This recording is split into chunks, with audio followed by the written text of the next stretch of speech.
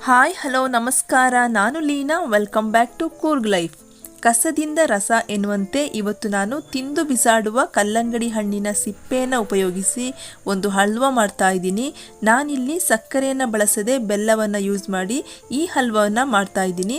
ಹಾಗೆ ಇದರ ಸಿಪ್ಪೆಯಲ್ಲಿ ಕ್ಯಾಲ್ಸಿಯಂ ಹಾಗೆ ಪೊಟ್ಯಾಷಿಯಂ ಹೇರಳವಾಗಿರೋದ್ರಿಂದ ಆರೋಗ್ಯಕ್ಕೆ ತುಂಬಾ ಒಳ್ಳೆಯದು.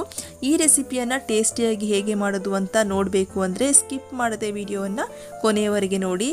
ಹಾಗೆ ಸಬ್ಸ್ಕ್ರೈಬ್ ಮಾಡದೆ ಯಾರಾದರೂ ವಿಡಿಯೋ ನೋಡ್ತಾ ಇದ್ದರೆ ಪ್ಲೀಸ್ ಸಬ್ಸ್ಕ್ರೈಬ್ ಮಾಡಿ ಅಂತ ಹೇಳಿ ಈ ರೆಸಿಪಿಯನ್ನು ಹೇಗೆ ಮಾಡೋದು ಅಂತ ನೋಡೋಣ ಬನ್ನಿ. ಇದನ್ನು ಮಾಡೋದಕ್ಕೆ ಕಲ್ಲಂಗಡಿ ಹಣ್ಣಿನ ಸಿಪ್ಪೆಯ ಬಿಳಿ ಭಾಗವನ್ನು ಗ್ರೇಟ್ ಮಾಡಿ 2 ಕಪ್ನಷ್ಟು ತಗೊಂಡಿದ್ದೀನಿ. ಇನ್ನೊಂದು ಕಡೆ ಒಂದು ಬಾಣಲೆಯನ್ನು ಬಿಸಿಯಾಗೋದಕ್ಕೆ ಇಟ್ಟು ಬಾಣಲೆ ಕಾದ್ಮೇಲೆ ಇದಕ್ಕೆ 3 ರಿಂದ 4 ಟೇಬಲ್ ಸ್ಪೂನಷ್ಟು ತುಪ್ಪವನ್ನು ಹಾಕೊಳ್ತಾ ಇದ್ದೀನಿ. ಇಲ್ಲಿ ತುಪ್ಪ ಬಿಸಿಯಾದ ಮೇಲೆ ಇದಕ್ಕೆ ಸ್ವಲ್ಪ ಗೋಡಂಬಿ ಚೂರುಗಳನ್ನು ಕಟ್ ಮಾಡಿ ಹಾಕೊಂಡು ರೋಸ್ಟ್ ಮಾಡ್ಕೋಬೇಕು. ನೀವು ಗೋಡಂಬಿ ಜೊತೆ ಒಣ ದ್ರಾಕ್ಷಿ, ಬಾದಾಮಿ ಅಥವಾ ಪಿಸ್ತಾವನ್ನು ಹಾಕ್ಕೊಳ್ಬೋದು. ಆದರೆ ನಾನಿಲ್ಲಿ ಗೋಡಂಬಿ ಚೂರುಗಳನ್ನು ಮಾತ್ರ ಹಾಕ್ಕೊಂಡು ಲೋ ಫ್ಲೇಮ್ನಲ್ಲಿ ರೋಸ್ಟ್ ಮಾಡ್ಕೊಳ್ತಾ ಇದ್ದೀನಿ.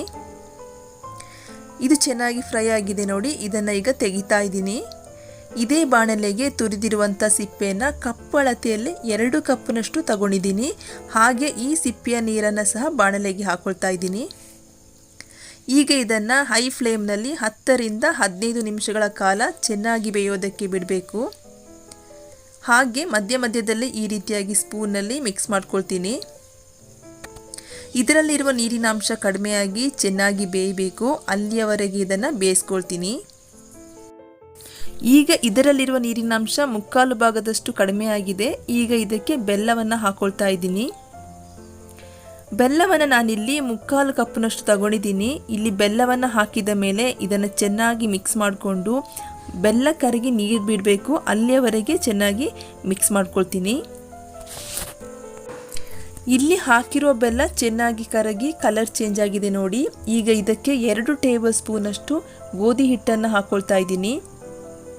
ಗೋಧಿ ಹಿಟ್ಟನ್ನು ಇಲ್ಲಿ ಪರಿಮಳ ಬರುವವರೆಗೆ ಚೆನ್ನಾಗಿ ಡ್ರೈ ರೋಸ್ಟ್ ಮಾಡಿ ಹಾಕ್ಕೊಳ್ತಾ ಇದ್ದೀನಿ. ಗೋಧಿ ಹಿಟ್ಟನ್ನು ಹಾಕೋದ್ರಿಂದ ಈ ಹಲ್ವಕ್ಕೆ ಒಂದು ಒಳ್ಳೆಯ ಟೆಕ್ಸ್ಚರ್ ಬರುತ್ತೆ. ಹಾಗಾಗಿ ಗೋಧಿ ಹಿಟ್ಟನ್ನು 2 ರಿಂದ 3 ಟೇಬಲ್ ಸ್ಪೂನಷ್ಟು ಹಾಕ್ಕೊಳ್ತಾ ಇದ್ದೀನಿ. ಈಗ ಇದರ ಕಲರ್ ಪೂರ್ತಿ ಚೇಂಜ್ ಆಗಿದೆ ನೋಡಿ.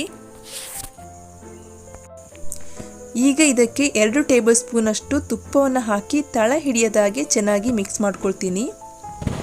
ಹಾಗೆ ಇದಕ್ಕೆ ಪರಿಮಳಕ್ಕೆ ಸ್ವಲ್ಪ ಏಲಕ್ಕಿ ಪುಡಿಯನ್ನು ಹಾಕ್ಕೊಂಡು ರುಚಿಗೆ ಬೇಕಾಗುವಷ್ಟು ಉಪ್ಪನ್ನು ಹಾಕ್ಕೊಳ್ತಾ ಇದ್ದೀನಿ. ಕೊನೆಯದಾಗಿ ಇದಕ್ಕೆ ಹುರಿದಿಟ್ಟಿರುವಂಥ ಗೋಡಂಬಿ ಚೂರುಗಳನ್ನು ಹಾಕ್ಕೊಂಡು ಚೆನ್ನಾಗಿ ಮಿಕ್ಸ್ ಮಾಡ್ಕೊಳ್ತೀನಿ. ಈಗ ಇದು ರೆಡಿಯಾಗಿದೆ ನೋಡಿ. ಇದನ್ನು ಚೆನ್ನಾಗಿ ಮಿಕ್ಸ್ ಮಾಡಿ ಗ್ಯಾಸ್ ಫ್ಲೇಮ್ ಆಫ್ ಮಾಡ್ಕೊಳ್ತೀನಿ. ಕಲ್ಲಂಗಡಿ ಹಣ್ಣಿಗಿಂತ ಅದರ ಸಿಪ್ಪೆಯನ್ನು ಉಪಯೋಗಿಸಿ ಹಲವಾರು ರೀತಿಯಲ್ಲಿ ರೆಸಿಪಿಯನ್ನು ಮಾಡ್ಕೋಬೋದು. ಕಲ್ಲಂಗಡಿ ಹಣ್ಣನ್ನು ಮನೆಗೆ ತಂದಾಗ ಅದರ ಸಿಪ್ಪೆಯನ್ನು ಬಿಸಾಡದೆ ಈ ರೀತಿಯಾಗಿ ಹಲ್ವಾವನ್ನು ಮಾಡಿ ಅಂತ ಹೇಳ್ತಾ ಇವತ್ತಿನ ಈ ಸೂಪರ್ ಆದ ಸ್ವೀಟ್ ರೆಸಿಪಿ ನಿಮಗೆಲ್ಲ ಇಷ್ಟ ಆಯಿತು ಅಂದ್ಕೊಳ್ತೀನಿ. ಇಷ್ಟ ಆದರೆ ಒಂದು ಲೈಕ್ ಮಾಡಿ, ನಿಮ್ಮ ಫ್ಯಾಮಿಲಿ ಫ್ರೆಂಡ್ಸ್ ಜೊತೆ ಶೇರ್ ಮಾಡಿ. ನಾಳೆ ಮತ್ತೊಂದು ರೆಸಿಪಿಯೊಂದಿಗೆ ಮತ್ತೆ ಸಿಗ್ತೀನಿ. ವಿಡಿಯೋ ನೋಡಿದ್ದಕ್ಕಾಗಿ ಎಲ್ಲರಿಗೂ ಧನ್ಯವಾದಗಳು. Thank you for watching.